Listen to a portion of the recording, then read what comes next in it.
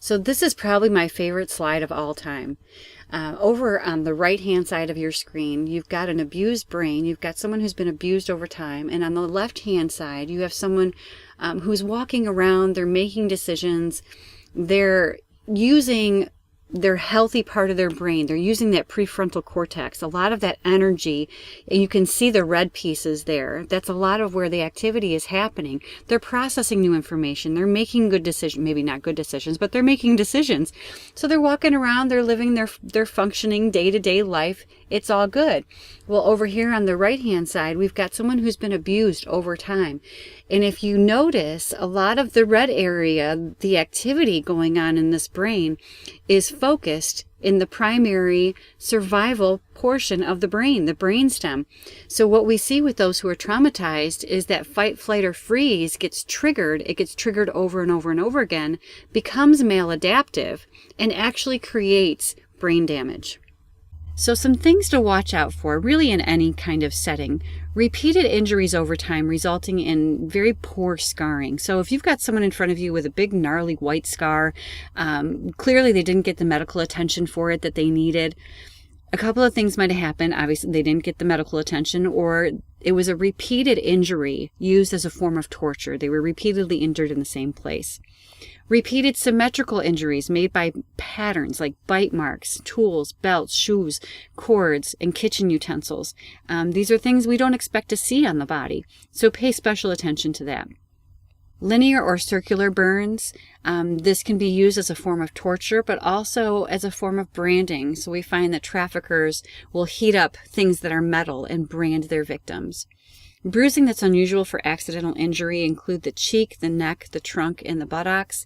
Again, when I went to my friend who has been trafficked for the last several years, and I went and took her out to lunch. When I picked her up, she had a very large gash across her nose and 2 black eyes. And she sold me some story about getting dizzy and falling off the bed. Clearly, this was not true. It didn't add up in my brain. Her bed was just a mattress on the floor, and it just didn't match up with what I was looking at. So trust your gut on this. When you see it and you're like, oh, that doesn't quite match up with running into a door or falling and, hitting your cheek or whatever. And then tattoos are of names and numbers or barcodes that indicate ownership. Chances are you're not going to find somebody who has a barcode tattooed on them.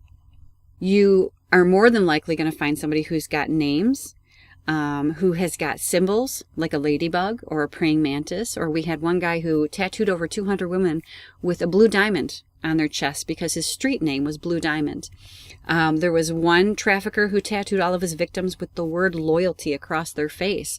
That one was very easy to pick out. We could ask them, hey, what is going on here? But whatever the tattoo is, ask them about it. Where did you get that from? Or, how did you come up with that? Sometimes you'll actually see tattoos that have been tried to crossed out, and then new tattoos as a replacement because they have what's called traded up or traded down, and they are repeatedly rebranded every time they are transferred to a new trafficker. So a really good example of trusting your gut and your intuition is a couple of years ago, my daughter and I and her friend went to the gym. And our gym, our local gym, is actually embedded within the mall. So half of the walls are actually glass. So it's sort of like walking into a fishbowl. You can see into the mall, and the mall people can see into the gym. Well, we had gotten there, and in the parking lot, there was a young gentleman who was sitting on a half wall near the entrance on one side was the mall entrance, and the other side was the gym entrance. So my daughter and her friend got out of the van, and he got very, very excited. And of course, Mama Bear, red flags went off for me, and I immediately went into action. Your first line of defense is to stare them down, to make sure they know you can pick them out of a lineup. I knew within 10 seconds how tall he was, about how old he was, like what color he was, facial hair, tattoos, what he was wearing, any distinguishable clothing. And so he saw me stare him down. He ended up going into the mall. We went into the gym. And a few minutes later, I saw him on the other side of the glass, and he was watching the girls. I was kind of hanging back a little bit. And he kept walking back and forth, texting on his phone and staring periodically at my daughter and her friend. Well, Throughout the course of a few minutes, there was a police officer working out in front of them, and she noticed this young man and what was going on, and she went up and warned them and said, hey, look, he's scoping you guys out. He's clearly a predator, so watch what you're doing. So we sat there for a few more minutes and watched this young man, and he would get super excited. We'd see a young lady walk in the mall, and he would get right up behind her. He would walk right behind her. He was testing for vulnerabilities. He was testing to see her reaction, what she was going to do to his closeness.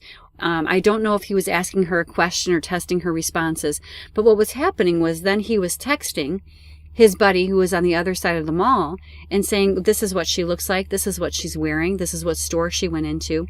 Because he's not going to, what you typically think in social media stories that we constantly get, oh, I was being followed and da-da-da and kidnapped, da-da. No.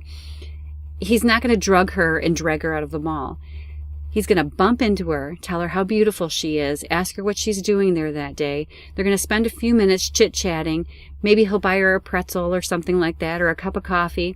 And before he ends the conversation, they're going to be friends on Snapchat or Instagram or Facebook. A couple days later, he's going to contact her and say, hey, do you want to go to a party?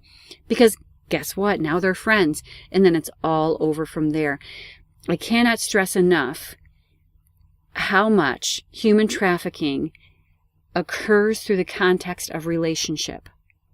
Human trafficking happens through the context of relationship, especially here in the United States.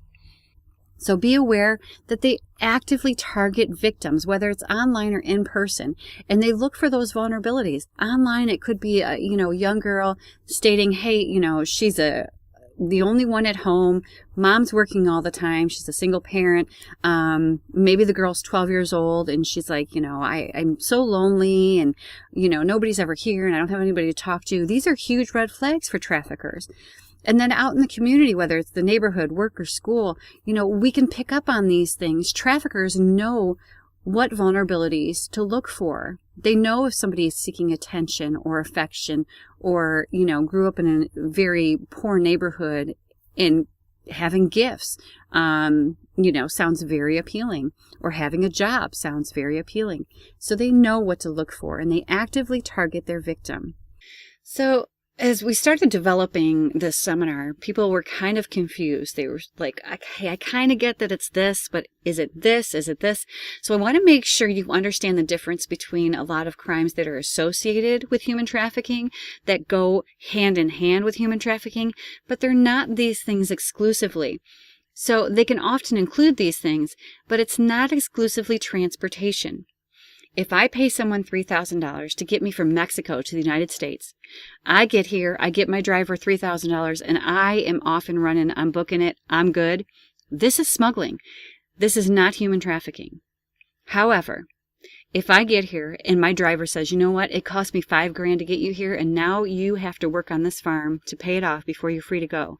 Now we have debt bondage. Now we have human trafficking.